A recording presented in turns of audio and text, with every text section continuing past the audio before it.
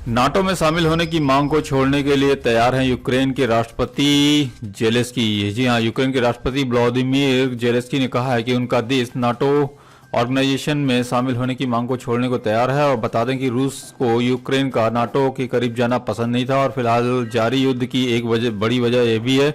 और इसके अलावा जेलेंस्की द्वारा स्वतंत्र घोषित किए गए 2 क्षेत्रों की स्थिति पर समझौता करने को तैयार नजर आ रहे हैं। तो आइए जानते हैं पूरी खबर क्या है। तो एक इंटरव्यू में जेलेंस्की ने कहा कि उन्हें समझ आ गया है कि नाटो यूक्रेन को स्वीकार करने के लिए तैयार नहीं है और इसके बाद उन्होंने नाटो में शामिल होने की इच्छा को त्याग दिया था।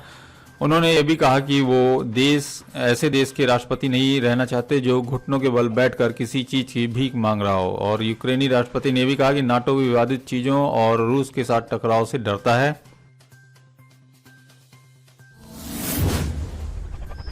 नाटो अमेरिका और उसके सहयोगियों का एक सैन्य गठबंधन है। द्वितीय विश्व युद्ध के दौरान इसका गठन किया गया था। इसका सबसे प्रमुख प्रावधान यह है कि अगर कोई भी नाटो में शामिल किसी एक देश पर हमला करता है तो इसके सभी 30 सदस्य देश पर हमला माना जाएगा। इसलिए रूस जो है नाटो से चिढ़ता है, क्योंकि 1949 में इसका गठन सोवियत संघ के विस्तार को रोकने के लिए किया गया था।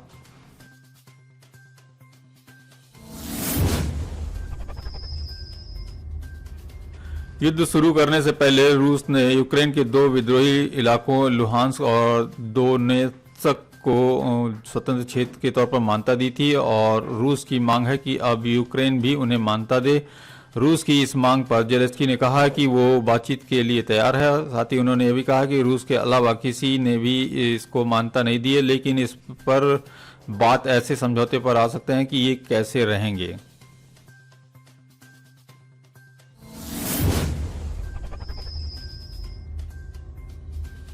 यूक्रेनी राष्ट्रपति ने कहा कि मेरे लिए महत्वपूर्ण है कि उन क्षेत्रों के लोग कैसे रहेंगे और कौन यूक्रेन का हिस्सा बनना चाहता है। यूक्रेन में कौन है जो ये कहेगा कि उन्हें वो हिस्से देश में चाहिए। ऐसे में सवाल उन्हें मान्यता देने से कहीं मुश्किल है। उन्होंने कहा कि रूस के राष्ट्रपति व्लादिमीर पुतिन को सामने आकर बातचीत करनी चाहिए और बता दें कि लुहांस्क और दोनेत्स्क दोनों ही जगह अभी रूस समर्थित विद्रोहियों का नियंत्रण है। और अभी आपको बता दें कि युद्ध की स्थिति जो है बीते 2 हफ्तों से जारी है और कई शहरों में भीषण हमले किए जा रहे हैं। स्थानीय मीडिया का दावा है कि रूस के हमले शुरू होने के बाद से अब तक 1300 से अधिक लोगों की मौत हो चुकी है। दूसरी तरफ रूस पर प्रतिबंध बढ़ते जा रहे हैं और अमेरिका ने रूस से तेल गैस का आयात बंद करने का ऐलान किया है और ब्रिटेन ने भी ऐसा ही कदम उठाया है।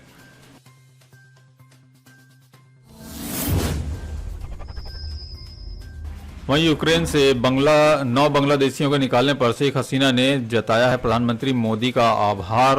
आपको बता दें कि रूस और यूक्रेन के बीच जारी युद्ध के 13वें दिन यानी मंगलवार को सुमी सहित 5 शहरों में अस्थायी सीजफायर के ऐलान के बाद बनाए गए मानवीय कॉरिडोर के जरिए भारत ने सुमी में फंसे सभी भारतीय छात्रों सहित 694 लोगों को सुरक्षित निकाल लिया है। इनमें 9 बांग्लादेशी नागरिकों के साथ पाकिस्तान, नेपाल और ट्यूनीशिया के नागरिक भी शामिल थे। इसको लेकर बांग्लादेश की प्रधानमंत्री शेख हसीना और पाकिस्तानी छात्रा ने प्रधानमंत्री नरेंद्र मोदी का आभार जताया है।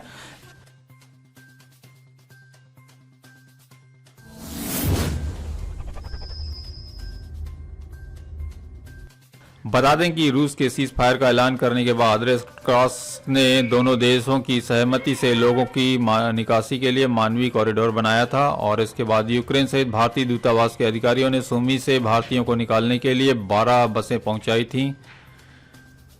इन बसों में सभी भारतीयों सहित कुल 694 लोगों को निकाल लिया गया है और निकासी में बांग्लादेश के 9 नागरिकों सहित पाकिस्तान, नेपाल, ट्यूनीशिया के भी कुल 17 नागरिक शामिल थे। निकासी अभियान के तहत जो है अब तक 18,000 लोगों की वापसी हुई है। यूक्रेन में फंसे भारतीयों को निकालने के लिए सरकार की ओर से शुरू किए गए निकासी अभियान के तहत अब तक 18,000 नागरिकों को वापस लाया जा चुका है और इनमें कुछ पाकिस्तानी, बांग्लादेशी, नेपाली, ट्यूनीशिया के नागरिक शामिल हैं। प्रधानमंत्री मोदी ने भारतीय नागरिकों को निकालने के लिए यूक्रेन में विशेष दूत तैनात करने के साथ रूस के राष्ट्रपति व्लादिमीर पुतिन और यूक्रेन के राष्ट्रपति वोलोडिमीर जेलेंस्की से भी वार्ता की थी।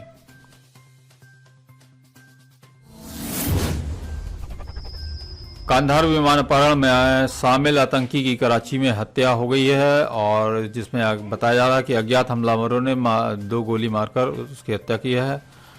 कंधार विमान अपहरण मामले की साजिश में शामिल रहे आतंकी जहूर मिस्त्री इब्राहिम की पाकिस्तान के कराची में हत्या होने की खबर है और सरकार के सूत्रों के अनुसार 1 मार्च को कराची की अख्तर कॉलोनी में अज्ञात हमलावरों ने बेहद करीब से गोली मारकर मिस्त्री की हत्या कर दी है। मिस्त्री को सिर में 2 गोलियां मारी गई हैं और मिस्त्री जैसे मोहम्मद से संबंध रखता था। पिछले कई सालों से जाहिद अखुंद की झूठी पहचान के साथ यह रह रहा था। मीडिया रिपोर्ट के अनुसार मिस्त्री अख्तर कॉलोनी में फर्नीचर का कारोबार करता था। उसकी हत्या करने वाले हमलावर बाइक पर सवार होकर आए थे। सीसीटीवी फुटेज में दोनों हमलावरों को देखा जा सकता था। हालांकि उनकी पहचान उजागर नहीं हुई क्योंकि उसके चेहरे पर मास्क लगाए हुए थे। और कराची में हुए मिस्त्री के अंतिम संस्कार में राउफ असगर भी शामिल हुआ, जो जैसे का ऑपरेशन प्रमुख और संगठन के संस्थापक मसूद अजहर का भाई है। 24 दिसंबर 1999 को नेपाल के काठमांडू से नई दिल्ली के लिए उड़ान भरने वाले IC 814 विमान का पाकिस्तान के 5 आतंकियों ने अपहरण कर लिया था और अमृतसर, लाहौर और दुबई होते हुए इसे अफगानिस्तान के कंधार ले गए थे, जिस पर उस समय तालिबान का कब्जा था। इस विमान में 179 यात्री और 11 चालक दल के सदस्य शामिल थे। इनमें से अधिकांश भारतीय थे।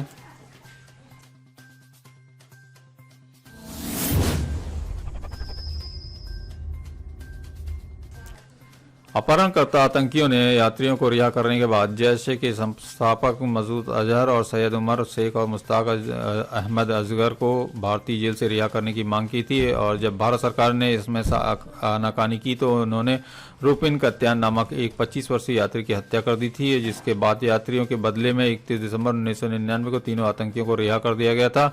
दावा किया जाता है कि रूपिन की हत्या करने वाला मिस्त्री ही था।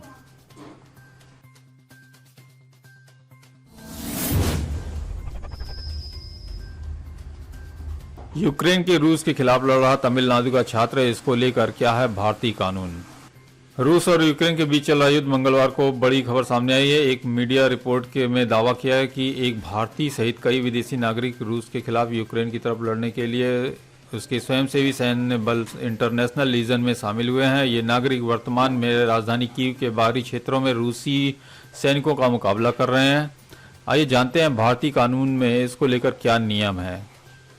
बता दें कि रूस की सेना ने 24 फरवरी को सैन्य अभियान के नाम पर यूक्रेन पर धावा बोल दिया था और इसमें यूक्रेन में सैनिकों की कमी नजर आने लगी थी। इसको देखते हुए 27 फरवरी को यूक्रेन के राष्ट्रपति व्लादिमीर जेलेंस्की ने विदेशी स्वयंसेवकों से रूसी हमले के खिलाफ बलों की आवश्यकता को देखते हुए इंटरनेशनल लीजन में शामिल होने की अपील की थी। और इसके बाद 28 फरवरी को रक्षा मंत्रालय को विदेशी नागरिकों से हजारों आवेदन मिले थे।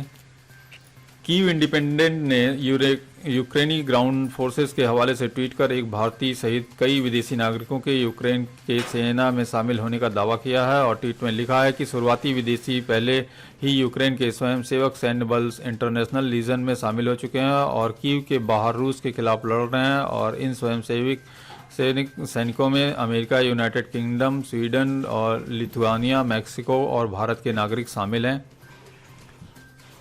रिपोर्ट में दावा किया गया है कि यूक्रेन की सेना में शामिल हुआ भारतीय छात्र तमिलनाडु के कोयम्बटूर निवासी 21 वर्षीय सैनिकेश रविचंद्रन है और उसने यूक्रेन के खार्किव शहर में स्थित एक प्रमुख aerospace university Kharkiv aviation institute में एरोस्पेस इंजीनियरिंग के एक पाठ्यक्रम में प्रवेश लिया था। इसके बाद रूस ने इस शहर पर धावा बोल दिया। ऐसे में वह यूक्रेनी राष्ट्रपति की अपील के बाद उनकी सेना में शामिल हो गया। भले ही यूक्रेनी मीडिया की रिपोर्ट में भारतीय नागरिक के रूस के खिलाफ जंग में यूक्रेनी की सेना में शामिल होने का दावा किया गया, लेकिन इस रिपोर्ट में अभी तक भी भारत सरकार की ओर से कोई प्रतिक्रिया नहीं दी गई है।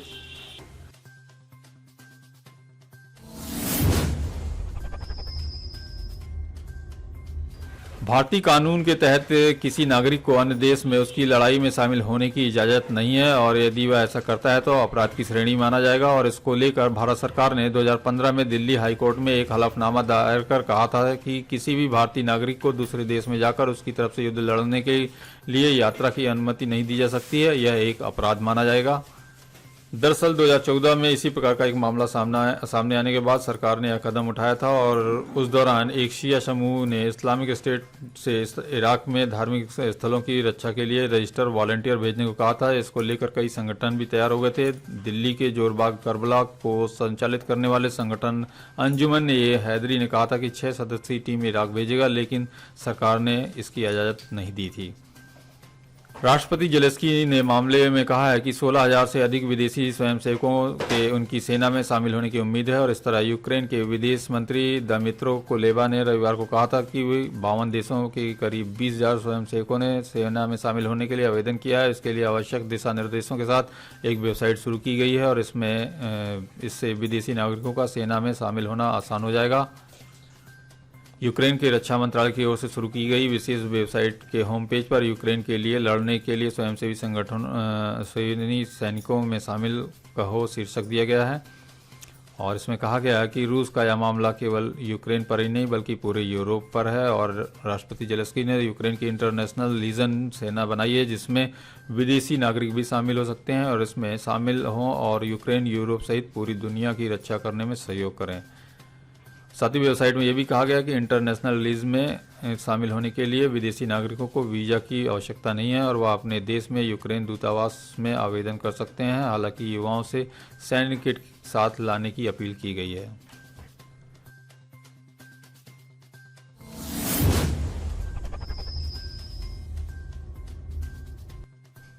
यूक्रेन के सूमी शहर में रूसी हमलों से हुई तबाही के बीच सभी भारतीयों को निकाल लिया गया है। विदेश मंत्रालय के प्रवक्ता अरिंदम बागची ने इस बारे में जानकारी दी है। बसों से यूक्रेन की सीमा की ओर जा रहे इन भारतीय छात्रों का वीडियो भी सामने आया है जिसमें इनके चेहरे पर युद्ध के माहौल से सुरक्षित निकाले जाने की खुशी साफ देखी जा सकती है। संभावना है कि बुधवार दोपहर तक ही वे स्वदेश रवाना हो जाएंगे।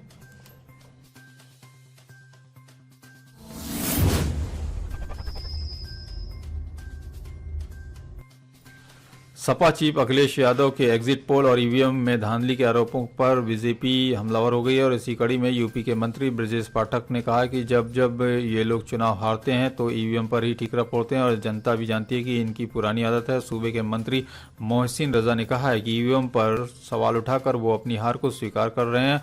बीजेपी नेता जगदम्बिका पाल ने कहा है कि चुनाव आयोग की निष्पक्षता पर सवाल उठाना अखिलेश यादव का एक गैर जिम्मेदाराना बयान है और गौरतलब है कि मंगलवार को सपा चीफ अखिलेश यादव ने वाराणसी के डीएम पर उम्मीदवारों को बिना बताए ईवीएम ले जाने का आरोप लगाया था।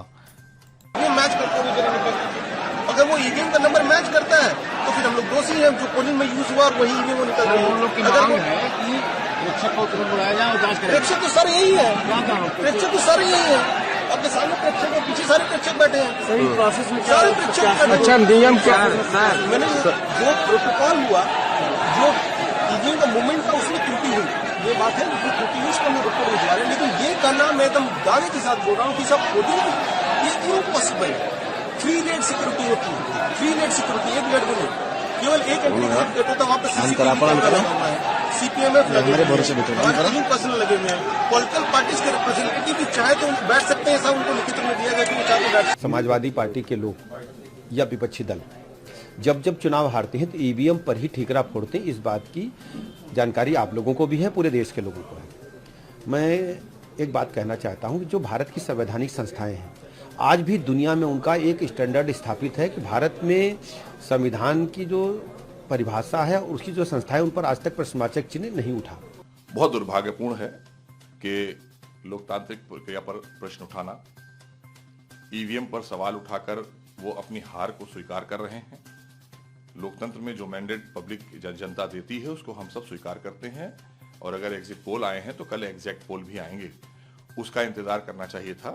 देखिए, अब वो अखिलेश यादव अगर चुनाव आयोग की निष्पक्षता पे सवाल उठा रहे हैं तो एक तरह से एक गैर जिम्मेदाराना बयान है। 2012 में इसी चुनाव आयोग की अगर निष्पक्षता नहीं होती तो 2012 से 2017 तक मुख्यमंत्री नहीं बनते। तो अब ये आज जो ईवीएम पे दोष दे रहे हैं तो ये उनकी बौखलाहट है, इसलिए कि एग्जिट पोल के बाद उनको नतीजे साफ आ गए कि उत्तर प्रदेश में जहां वो सरकार बनाने का एक ख्वाब दिखा रहे थे वो चकनाचूर हो गया। जो ईवीएम विलाप मंडली है, इसका जो है वो हार से पहले का हाहाकार शुरू हो गया है और कोई अभी तो नई बात तो है नहीं। अगर आप पूरे चुनाव के दौरान देखें तो इन्होंने जो है वो कभी चुनाव आयोग पे सवाल खड़े किए, कभी वहाँ पर जो अधिकारी वहाँ पर तैनात हैं, काम करने में लगे हुए हैं, उन पर सवाल खड़े किए कि साहब हमें चुनाव आयोग हरा देगा, कभी हमें कहा कि अधिकारी हरा देंगे।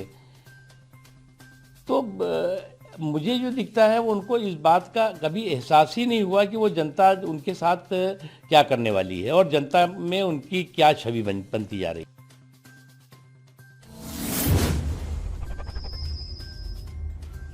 एग्जिट पोल के नतीजों में उत्तराखंड में बीजेपी कांग्रेस में कांटे की टक्कर दिख रही है, जिसके मद्देनजर कांग्रेस आलाकमान भी अभी से एक्टिव मोड में आ गया है। रिपोर्ट्स के मुताबिक पार्टी अपने विधायकों को राजस्थान छत्तीसगढ़ भेजने की तैयारी में है ताकि विधायकों की खरीद फरोख्त जैसी किसी भी आशंका से बचा जा सके। साथ ही मीडिया रिपोर्ट में बताया गया कि सोमवार से ही देहरादून के एक होटल में कांग्रेस का वार रूम भी सक्रिय हो गया है, जहां मंगलवार को बंद कमरे में पार्टी नेताओं की बैठक का दौर चल रहा है और बाहर मीडिया का जमावड़ा है। वहीं बैठक में भाग लेने पहुंचे पूर्व मुख्यमंत्री और कांग्रेस चुनाव अभियान सहित अध्यक्ष हरीश रावत ने कहा कि हम पूर्ण बहुमत के साथ सरकार बना रहे हैं। इस बार जनादेश भाजपा के खिलाफ है, इसलिए Bhajpa plan B, plan C, plan की बात कर रही है। और इस बीच पार्टी के प्रदेश अध्यक्ष गणेश गोदियाल ने दावा किया है कि कांग्रेस 42 से 45 सीटें जीत पाएगी।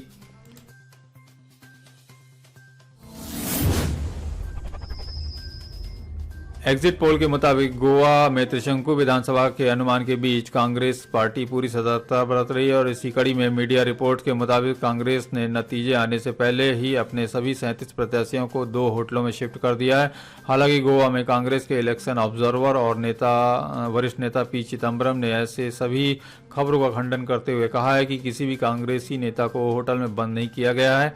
बकौल चिदम्बरम, हमारे एक नेता के बर्थडे को सेलिब्रेट करने के लिए सभी कैंडिडेट एक होटल में जुटे हैं और सभी सेलिब्रेशन में शामिल हो रहा हूं। हालांकि चिदम्बरम ने यह भी कहा है कि पिछले विधानसभा चुनाव की स्थिति इस बार नहीं दोहराई जाएगी और हमारे विधायकों को कोई भी नहीं छीन सकता है। बता दें कि 2017 के विधानसभा चुनाव में सबसे ज्यादा 17 सीटें लाने के बाद भी कांग्रेस गोवा में सरकार नहीं बना सकी थी।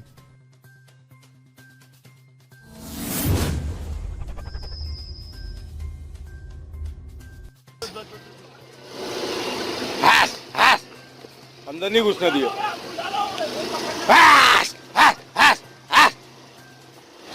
महीने देखा वो ये नहीं लगता। वो दूसरा है भाई। वो कपड़ा डाल दो इसके मुंह पे, कपड़ा। ये मेरे को नहीं लगता। कपड़ा लाया, कपड़ा का ये कपड़ा है, वो दूसरा कंटेंट ढूंढना। क्या खड़ी है गाड़ी? बस गाड़ी खड़ी कर दो। पीछे चलो तुम लोग पे। वडोदरा की सड़कों पर ये मगरमच्छ किसी जंगल में नहीं बल्कि एक रेसिडेंशियल एरिया की सड़कों पर घूम रहा है और इस मगरमच्छ से इलाके के लोग काफ़ी डर के साए में जी रहे हैं। हालांकि राहत की बात यह है कि इस मगरमच्छ को कड़ी मशक्कत के बाद वाइल्ड लाइफ रेस्क्यू ट्रस्ट की टीम ने रेस्क्यू कर लिया है और वीडियो में साफ देखा जा सकता है कि कैसे ये मगरमच्छ सड़कों पर बेखौफ घूम रहा है। जब रेस्क्यू टीम इसे पकड़ने गई तो ये एक गाड़ी के नीचे छिप गया, जिससे इसे पकड़ने में काफ़ी परेशानी आई। मगरमच्छ के पकड़े जाने के बाद इलाके के लोग काफ़ी खुश हैं।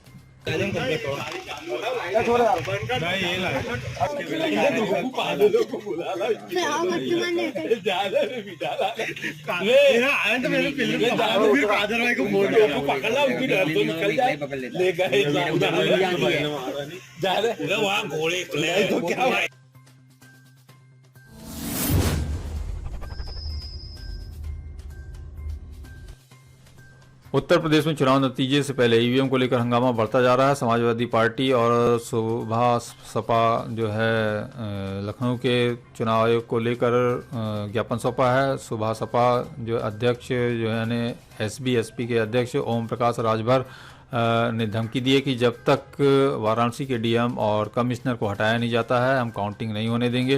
राजभर ने मीडिया को बताया कि मंगलवार को वाराणसी से 3 गाड़ियों में बोरे से ढके हुए ईवीएम को लेकर निकाला गया, जिसमें 2 तो भाग निकली, पर एक को हमारे कार्यकर्ताओं ने रोक लिया। उन्होंने कहा कि जब तक डीएम और कमिश्नर वहां रहेंगे मतगणना निष्पक्ष नहीं हो सकती है। उधर जिला प्रशासन ने यह भी कहा कि ये चुनाव में इस्तेमाल हुई ईवीएम नहीं है। जो ईवीएम चुनाव में इस्तेमाल हुई थी वे सब स्ट्रांग रूम में सीआरपीएफ के कब्जे में सीलबंद हैं और उसमें सीसीटीवी की निगरानी है। साथ ही प्रशासन के मुताबिक ये ईवीएम ट्रेनिंग के लिए स्टोरेज से यूपी कॉलेज ले जाई जा रही थी, जिसे कुछ राजनीतिक लोगों ने रोककर उसे चुनाव में इस्तेमाल हुई ईवीएम कहकर अफवाह फैलाई। और वहीं सपा ने ईवीएम में धांधली की आशंका को देखते हुए इसकी निगरानी के लिए सभी जिलों और बड़े शहरों में प्रभारी नियुक्त किए हैं।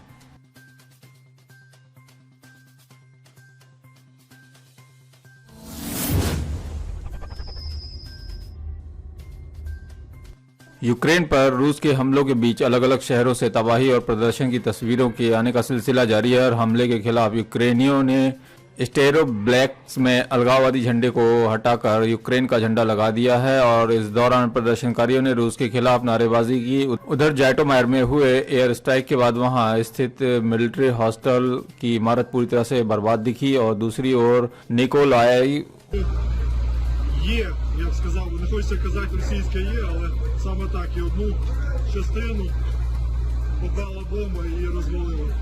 Зараз йдуть якраз роботи і розбирання. Ну, принаймні попередньо, наче всі люди, зараз йдуть розборки цих завалів. Ой, кошмар, сволочі, тварі. इलाके में रूसी सेना के हेलीकॉप्टर को गिराए जाने का एक वीडियो वायरल हो गया है, जिसमें जर्जर हालत में जमीन पर पड़े हेलीकॉप्टर में आग की जलती लपटें दिखाई दे रही हैं।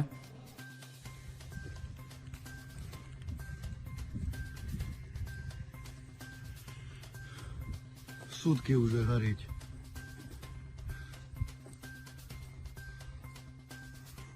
Гады, блядь.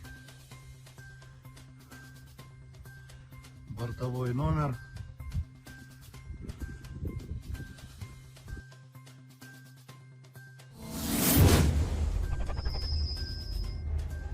अमेरिका ने मंगलवार को रूस पर नए प्रतिबंध लगाने का ऐलान किया है। यूएस के राष्ट्रपति जो बाइडेन ने कहा है कि अब अमेरिका रूस से तेल, प्राकृतिक गैस और कोयला नहीं लेगा। उन्होंने कहा है कि अमेरिका रूस के खिलाफ जैसी कार्रवाई की है वैसा कोई दूसरा देश नहीं कर सकता है। बाइडेन का दावा है कि अभी रूस में कई कंपनियों ने अपने कारोबार को समेट लिया है। कई तेल कंपनियां भी अपना काम वहां पर बंद कर चुकी हैं और रूस की अर्थव्यवस्था पर कड़ा प्रहार करने के लिए अमेरिका ने यह फैसला किया है और अमेरिका समेत यूरोप के कई देश पहले ही उस पर कड़े आर्थिक प्रतिबंध लगा चुके हैं। और बता दें कि यूक्रेन और रूस के युद्ध का मंगलवार को 13वां दिन था। इस बीच यूक्रेन के सरकारी अधिकारी ने बताया कि मंगलवार को राजधानी कीव के चेर्निहाइव इलाके में एंटी माइन का धमाका हुआ था और इस धमाके में 3 नागरिकों की मौत हुई और 3 बच्चे घायल हुए हैं।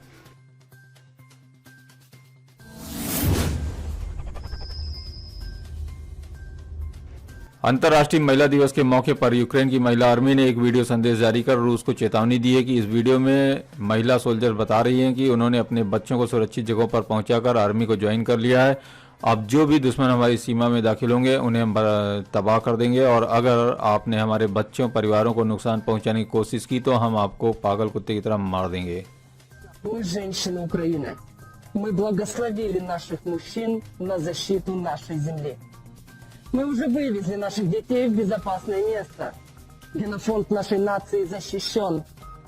Мы присоединяемся к мужчинам и украинской армии. Мы будем уничтожать врага на каждом сантиметре украинской земли, в каждом нашем городе, в каждом селе, в лесу и в поле. За каждого ребенка, женщину, старика, разрушенный дом, улицу, даже сарай. और ऐसे ही खबर जंक्शन चैनल पर आपको ताज़ा घटनाक्रम की खबरें लगातार आपको मिलती रहेंगी और चैनल को अभी तक सब्सक्राइब नहीं किया है कृपया इस चैनल को सब्सक्राइब कर दें। धन्यवाद।